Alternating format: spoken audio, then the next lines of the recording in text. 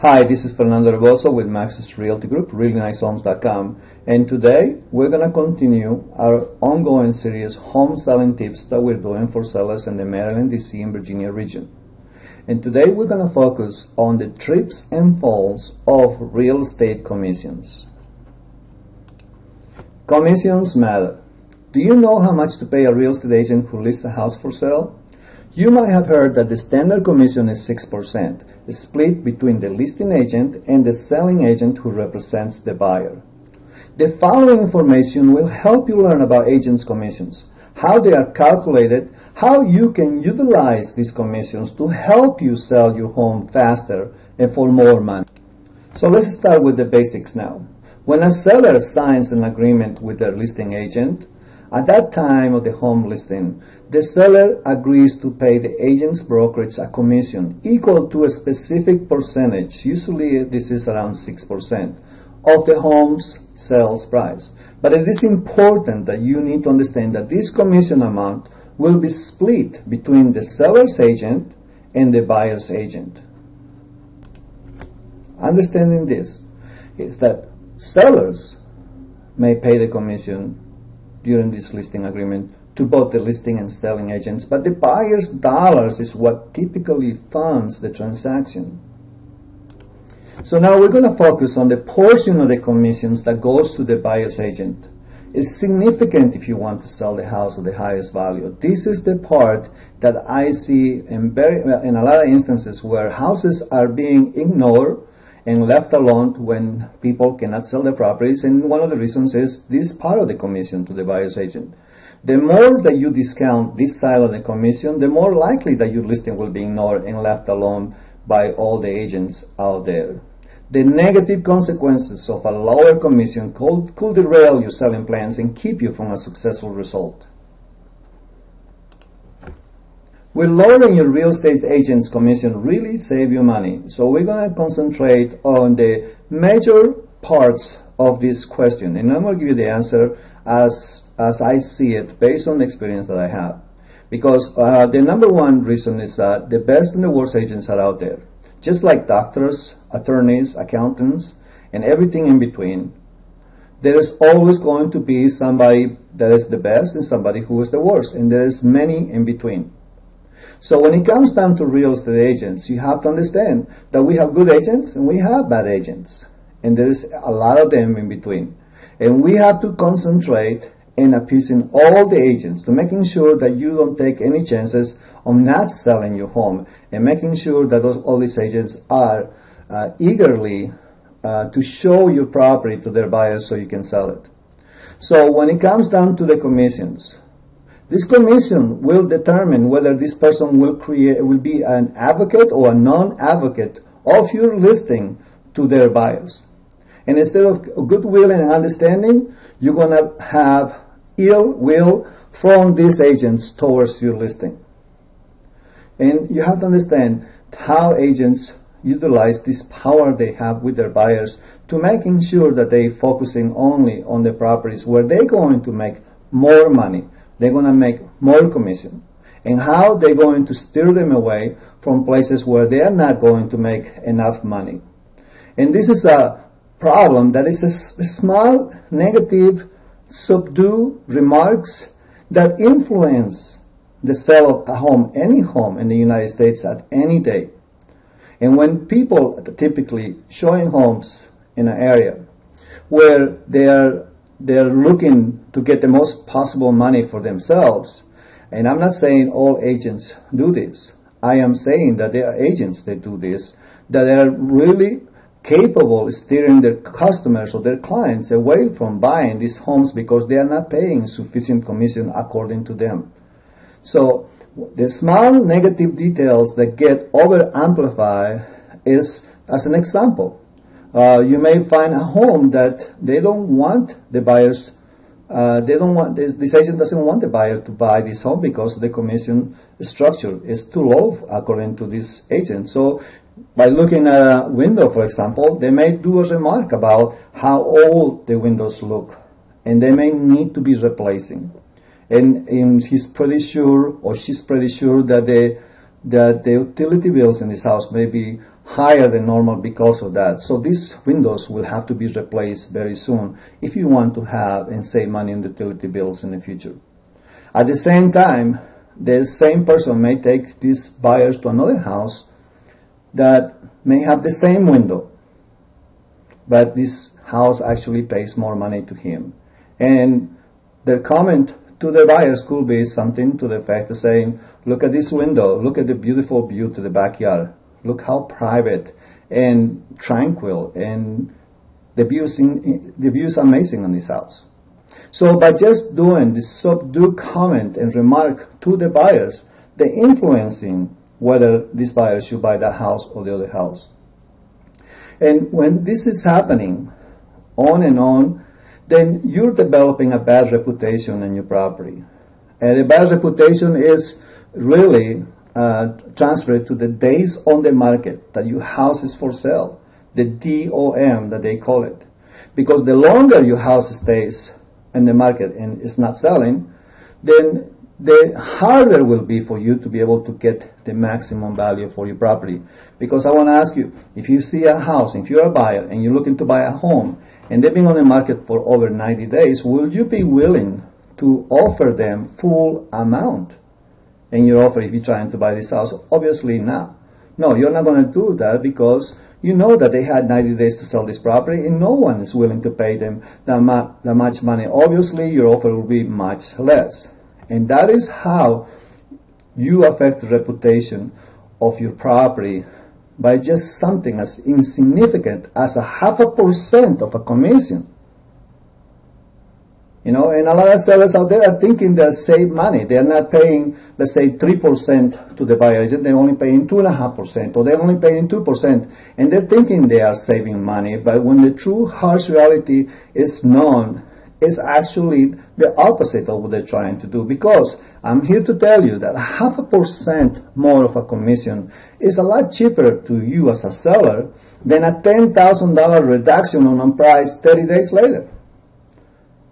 If you have a house that is only $250,000, which is an average selling house, and 0.5% of commission is only significant to only $1,250 to you. So if you go ahead and authorize your agent to pay this 0.5% more of commission, you may not be able to be thinking about reducing your value from $250,000 to $240,000 30 days later because no one is looking at the house or no one is really buying it. So why take the chance for $1,250 that something might not work for you, and then 30 days later you're going to be losing $10,000 and still your house is not sold. Buyer agents need an incentive, and the commission as such is very persuasive. Don't take any chances. That's my advice to you. Why commissions matter? Let's take the test, because I want to show you, and I want you to put yourself in the situation of a real estate agent, which is an average real estate agent. And then you just happen to land a customer, a client that wants to buy a home with you because it just happens that your mom works with their best friend, and they kind of like they have a pressure to work with you. So if your own mortgage is due yesterday and you have not sold anything in the last 3 months, and now suddenly you have this buyer who is very much ready to buy a home, so you're going to go and show them these houses, and there's 4 houses out there in front of you when you're looking at the computer, so you can see and plan what houses are you going to show this person. And one of them pays 1.5%, the other one pays 2%, the other one pays 2.5% to you, and the other one pays 3%. So I want to ask you, honestly, what will you choose? What will you choose in the tour that you're going to give to this buyer for the houses that you want to show? Because this buyer really doesn't have any knowledge of these percentages at all. They only know the houses for sale. But the buyer agent knows exactly how much money he's going to earn if he sells the house that is on the market on the MLS. So let's continue with the typical $250,000 sale. And as you as a real estate agent, if you're selling and you sell a house and they're only offering you 1.5%, you're going to earn $3,750, of which 1/3 of that is going to go away to your broker because you have to pay to the broker. Agents do not get all the money. They have to pay a percentage, a cut to their broker. And that is typically around 1/3. So in this case, if you earn $3,750, then you're going to end up on only $2,512 at the end. So if you're directing your clients to buy a home and they pay 2%, in that case, you will make $5,000 and one third less, and you're going to end up with actually less than, it's $5,000 minus $1,650. So we go to the 2.5%. You'll earn $6,250, but then you're only going to keep $4,118.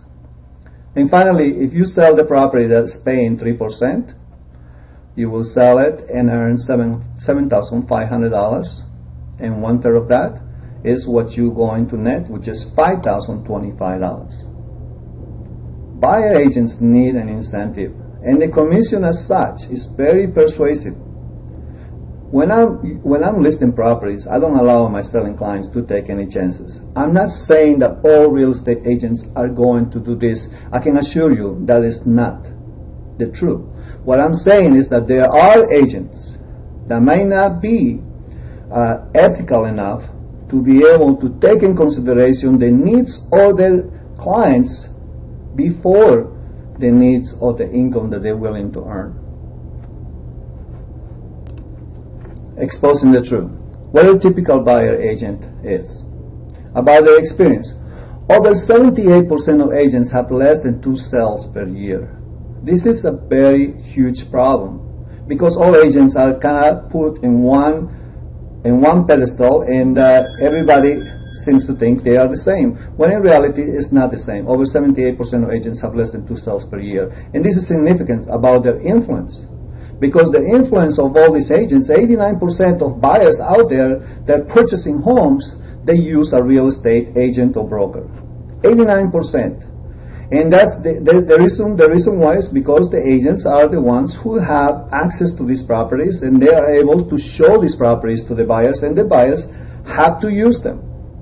So you have to understand that in order for you to have a successful sale, you have to understand that more likely the person who's going to buy your property is going to be represented by an agent, and you have to focus on the incentive to this agent. What a typical buyer's agents about the salary is, according to Realtor.com, it is that the real estate agent earned a median salary of $39,000 in 2013.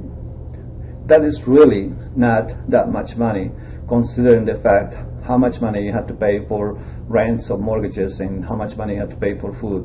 $39,000 is not a very high income at all. The harsh reality in the whole USA is this, that approximately every year 5 million homes are sold, but we have 2 million agents to do it with. So you have 5 and 2.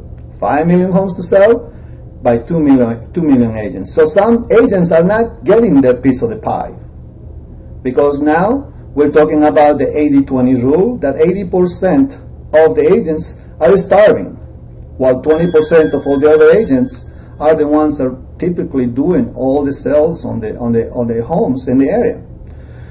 But working on the average, I just wanted to tell you, you cannot ignore those agents that only have 2, 3, maybe 4 sales every year, because they're the ones who might have the buyer for your home.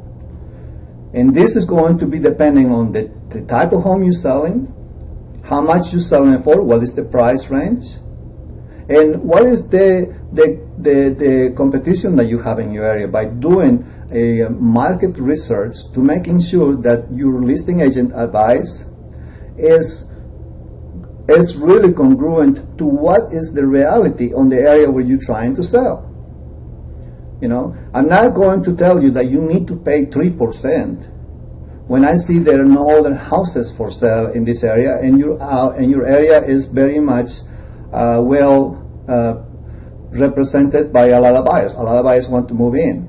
and the market is shifted, and it's a difference of housing, the lack of housing in the area. And obviously at that time you may be able to play around with the commission because you're still going to get a buyer for the house because there is no competition. But when you are facing competition, this is the time when you have to making sure that your house is positioned to sell, and not just because of the listing price, but how much of an incentive you're giving to the other side. Whether you're a buyer or seller, and this is the final reality, is that the professional support of a great realtor who represents your interests should be worth every single dollar of the commission they earn. And this will transfer to a happy transaction for you. And if you're selling and you're trying to get the most possible money for your property, obviously the focus on the commission, especially to the buyer agent, is paramount for you to making sure that your agent has all the tools to sell your property for the highest value. My name is Fernando Herboso. When results are important in Maryland, DC, and Virginia, please give me a call at 301-246-0001. Again, this is Fernando Herboso with Maxus Realty Group. I want to thank you. Have a great day.